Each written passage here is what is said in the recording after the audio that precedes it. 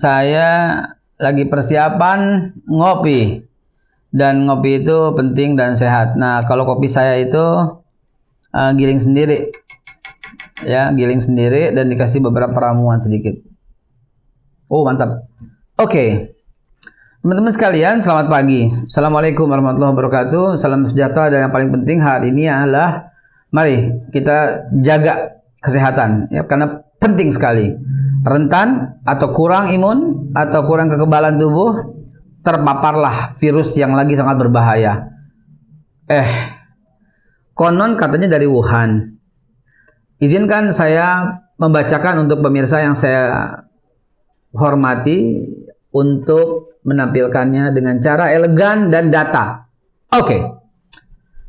Saya akan bacakan yang pertama dari Voice of America ya, dari Voice of America, dari saya kumpulkan semua dari CNN, dari mana lagi, Voice of America, CNN, tentunya dari dunia Tempo ya, dari Detik Health, dari mana lagi, Klik Dokter, dan semua situs-situs yang terpercaya ya.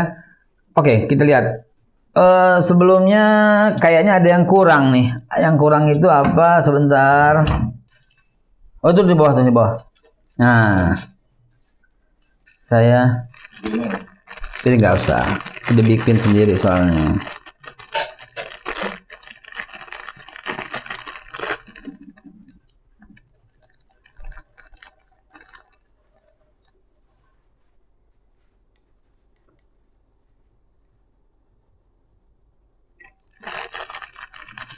Gitu baru namanya ngopi jadi sehat walafiat. Oh, belum diaduk. Gue mau ngopi tapi belum diaduk. Oke, bismillah, saya akan bacakan. Ingat teman-teman, ingat pada waktu itu ada orang tiba-tiba jatuh di Cina, geprak di dekat kereta, di dekat mall, di pinggir jalan. Ngeri nggak sih? Nah, mari kita telusuri ya, mari kita telusuri. Ini WHO setelah melakukan penyelidikan berbulan-bulan, akhirnya memberikan kesimpulan sesaat waktu itu. Saya kutip berita ini pada tanggal 21 Maret 2021 kemarin. Hasil penelitiannya ternyata berasal dari peternakan satwa liar di provinsi Yunnan. Di mana tuh? Di Cina juga. Kok Cina ya asal muasal virus ini? Ya wis, mau dibantah. Emang dari mana? Kalau seandainya virus itu dari daerah Saudi Arabia misalnya, waduh, bazar bisa-bisan dah. Oke, mari kita lihat, berasal dari Cina ya, dan kemungkinan terbesar peternakan itu ya, peternakan satwa itu memasok hewan liar itu ke pasar di Wuhan ya. Lebih lanjut WHO akan merilis temuannya nanti, tapi sebelumnya ternyata kesimpulannya berkata begini ya, saya jelaskan ya. Pakar ekologi penyakit dari WHO, Peter Daszak ya, dibilang gini. Virus itu kemungkinan ditularkan dari kelelawar di Cina Selatan ke hewan di peternakan satwa liar dan kemudian ke manusia. Peternakan satwa liar adalah bagian dari proyek yang telah dipromosikan pemerintah Cina selama 20 tahun untuk meningkatkan penduduk pedesaan, keluar dari kemiskinan, dan menutup kesenjangan pedesaan perkotaan. Begitu kata Peter Daszak ya, dari WHO ya, pakar ekologi. Namun teman-teman sekalian yang saya hormati, ternyata ini baru kesimpulan sementara. Yang lebih dahsyat lagi, ini temuan dan dugaan para pekerja di laboratorium Wuhan itu sendiri. Apa yang ditemukan? Ada gejala persis COVID-19 ya, itu berawal dari orang-orang di laboratorium itu. Akibat temuan tersebut, seorang pakar penyakit menular ternama, Dr. Anthony Fauci, dia mendesak Cina untuk merilis riwayat medis lengkap pekerja lab di Wuhan ya. Namun nih ya, yang fatalnya saya bacakan ya. Beberapa minggu bekerja, mereka dikabarin ada berapa orang ya, 6 pekerja usianya 30 sampai 63 tahun jatuh sakit setelah bekerja di tambang di provinsi Yunnan. temuan dugaan para pekerja di laboratorium Wuhan sebelum pandemi meledak. Ya, gejalanya mirip COVID-19. Mereka batuk terus-menerus, ada 6 orang ya. Demam tinggi, nyeri kepala, dan kesulitan bernafas. Coba bayangin. 3 dari 6 orang tersebut itu meninggal dunia. Nah, sekarang saya bacakan ya. Walaupun rincian biografi lengkap 6 pekerja itu, 6 pekerja tambang ya, belum dirilis, terdapat nama keluarga, usia, dan catatan medis mereka yang belum dimuat. Oke, ya udah saya bacakan tadi ya, sampai kesulitan bernapas tuh mohon menjadi catatan, jadi kepala juga. Nah, dokter-dokter pakar tolong buka dong ya. Nah, ada lagi satu penelitian setelah lebih dari setahun nih ya, barulah kemudian dunia buka mata. Salah satunya yang paling penting tentu yang berkepentingan WHO, badan dunia yang diamanatkan untuk kesehatan sedunia. Lantas apa penyelidikannya? Uniknya apa? Uniknya gini. Tadi saya sebut nama Dr. Peter Ben Embarek ya. Ini ketua tim investigasi mengatakan asal usul itu persilangan, awalnya gitu ya. Asal itu persilangan.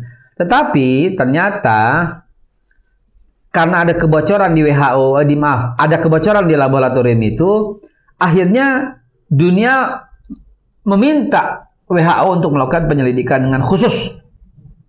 Nah, mau tahu ternyata saya langsung bacakan dari Gedung Putih ya. Juru bicara Gedung Putih namanya Jen Psaki. Jen Psaki ini mengatakan bahwa sikap Cina itu tidak bertanggung jawab dan terus terang berbahaya. Ini bukan waktunya menghalangi. Menghalangi apa? Ternyata saudara, Cina jelas-jelas menolak usulan penyelidikan tentang asal-usul virus COVID-19. Lah kok menolak sih? Kalau nggak salah ya ngomong aja padanya, silahkan gitu loh. Ya. Dan setelah Beijing mengecam keras permintaan WHO untuk mengaudit laboratorium dan menyelidiki dengan tujuan dari mana, Cina sebagaimana dilaporkan kantor berita Associated Press mengatakan tidak bisa menerima itu. Nah, ini yang kacau. Kenapa Cina menolak? Bahkan CNN merilis CNN tanggal berapa ini? CNN yang ditulis hari Kamis 22 Juli. Berarti kemarin persis CNN merilis bahwa Cina menegaskan tidak akan mengikuti. Pokoknya dia betul-betul menolak. Kalau itu kan penting. Untuk apa? Untuk dibuka ke publik. Sekaligus untuk mengatasi, membantah kalau ada hoax. Ini penting banget loh. Kok sebegitu nggak pedulinya ya? Sebegitu nggak care-nya ya? Terhadap kesehatan dunia ya? Apa jangan-jangan sebagai negara pemasok narkoba terbesar di dunia, memang ini diperuntukkan untuk mereka yang bukan dari negara RRC? Supaya orang-orang itu semua dunia itu lemah, sehingga dia yang paling kuat. Sebagai negara pemasok narkoba terbesar di dunia, sebagai negara awal mula virus, kan virus bikin mati orang, narkoba juga bikin mati orang. Ada nggak indikasi atau pemikiran ke situ? Saudara, ini bukan rasis loh ya. Ini bukan rasis loh ya. Sekali lagi ya, ini bukan rasis loh ya. Ini melindungi ketahanan negara. Ini melindungi segenap tumpah darah.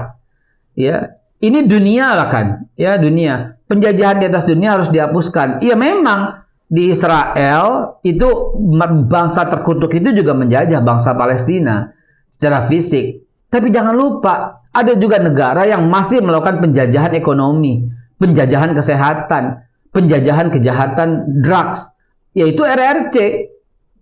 Nggak usah pakai ngomong apalah, yang tegas aja bilang, emang RRC kok. Kenapa dia menolak, teman-teman? Kenapa dia menolak? Coba pikirkan, buka mata Anda, buka pikiran Anda, jangan ada kebencian, ilmiah aja deh. Kenapa menolak? WHO yang minta loh.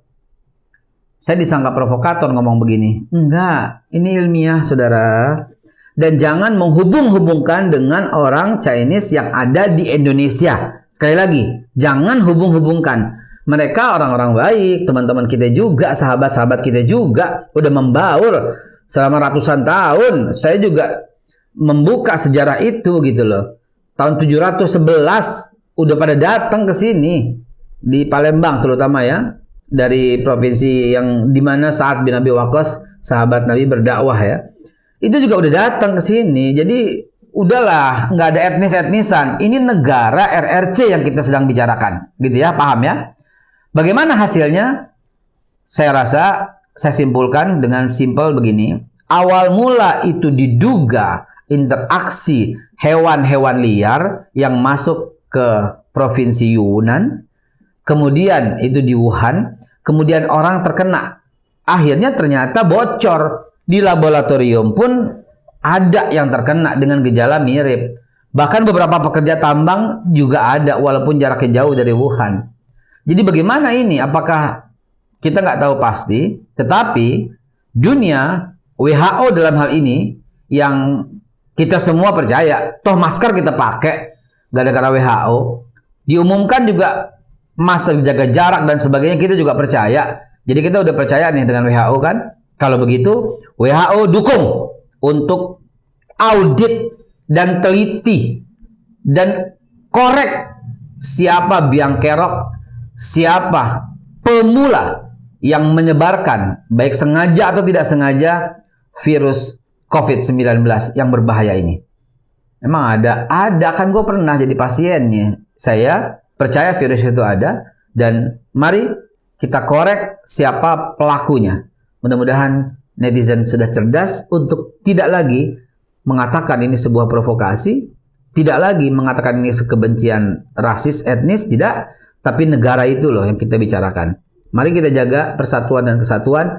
Indonesia didirikan untuk semua golongan. Indonesia diamanatkan untuk semua agama, semua suku, semua etnis. Tidak untuk menyelamatkan mayoritas, tidak untuk menyelamatkan minoritas, menyelamatkan segenap tumpah darah Indonesia, seluruh warga negara Indonesia, dan seluruh bangsa Indonesia. Terima kasih. Assalamualaikum.